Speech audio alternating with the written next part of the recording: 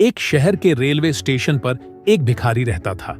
वह वहां आने जाने वाली रेलगाड़ियों में बैठे यात्रियों से भीख मांगकर अपना गुजारा करता था। एक दिन जब वह भीख मांग रहा था तो उसने सूट बूट पहने एक लंबा सा व्यक्ति देखा।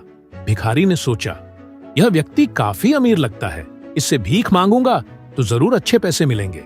उसने उस व्यक्ति से भीख मांगनी शुरू की। भिखारी को देखकर वह लंबा व्यक्ति बोला, तुम हमेशा मांगते ही रहते हो, क्या कभी किसी को कुछ देते भी हो?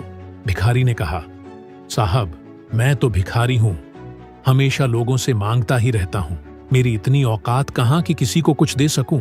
लंबा व्यक्ति बोला, जब तुम किसी को कुछ दे नहीं सकते तो तुम्हें मांगने का भी कोई हक नहीं है। मैं एक व्यापारी हूं और लेन देन में ही विश्वास करता हूं। अगर तुम्हारे पास मुझे देने के लिए कुछ हो तभी मैं तुम्हें बदले में कुछ दे सकता हूं। ये कहकर लंबा व्यक्ति ट्रेन में बैठकर चला गया। भिखारी उसकी बातों पर सोचने लगा। उस व्यक्ति की बात उसके दिल को छू गई।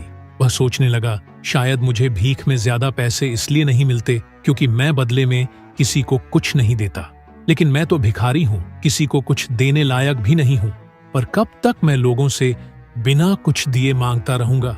2 दिन तक वह इस सवाल का जवाब ढूंढता रहा, लेकिन उसे कोई हल नहीं मिला। तीसरे दिन जब वह स्टेशन के पास बैठा था तो उसकी नजर स्टेशन के आसपास खिले कुछ फूलों पर पड़ी। उसने सोचा, क्यों ना मैं लोगों को भीख के बदले कुछ फूल दे दिया करूं। उस विचार ने उसे प्रेरित किया। उसने वहां से कुछ फूल तोड़ लिए और ट्रेन में भीख मांगने चला गया। अब जब कोई उसे भीख देता तो वह बदले में उसे फूल दे देता। लोग खुशी खुशी वे फूल अपने पास रख लेते। कुछ ही दिनों में उसने महसूस किया कि अब उसे पहले से ज्यादा लोग भीख देने लगे हैं। वह स्टेशन के पास के सभी फूल तोड़ लाता और लोगों में बांट देता। जब तक उसके पास फूल रहते तब तक लोग उसे बहुत भीख देते, लेकिन जैसे ही फूल खत्म होते लोग भीख देना बंद कर देते। एक दिन जब वह फूल बांट रहा था, उसने देखा कि वही लंबा व्यक्ति फिर से ट्रेन में बैठा है। भिखारी तुरंत उसके पास गया और बोला, आज मेरे पास आपको देने के लिए कुछ फूल हैं, आप मुझे भीख दीजिए और बदले में मैं आपको फूल दूंगा। लंबे व्यक्ति ने उसे भीख के रूप में कुछ पैसे दिए और भिखारी ने उसे फूल दे दिए।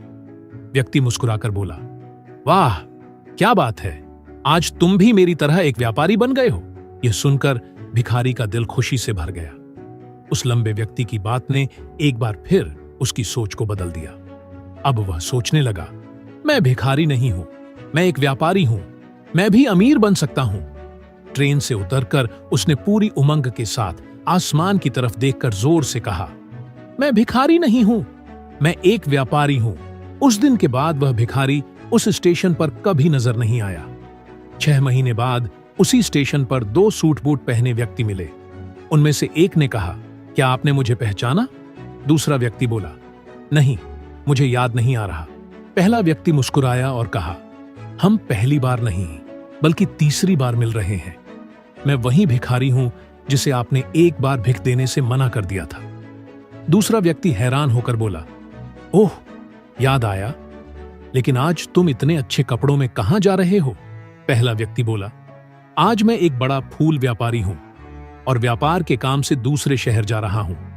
आपकी सिखाई लेन देन की बात ने मेरी जिंदगी बदल दी। दोनों ने खुशी खुशी एक दूसरे से विदा ली। कहानी से सीख, इस कहानी से हमें यह सीखने को मिलता है कि दुनिया का हर बड़ा व्यापारी लेन देन के सिद्धांत पर ही सफल हुआ है। जब हम अपनी सोच को बदलते हैं तो हमारी जिंदगी भी बदल जाती है।